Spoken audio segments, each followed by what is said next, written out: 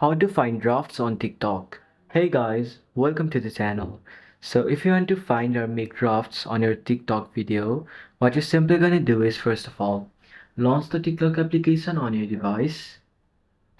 After you've done that, go to your profile by clicking on the bottom right corner of your screen over here. Over here, right here, you'll see the option drafts, and over here you'll see all your draft videos. Now click on it, then you can select the draft videos. After that you can delete it as well. Now in order to make draft videos, what you're gonna do is first of all, click any TikTok video you want. After you do that, click on next. Then in the bottom you can see two options that are drafts and post. If you click on drafts, then the video will be added to drafts over here, and you can also click on that video and post it. So this is how you can find or make drafts on your TikTok.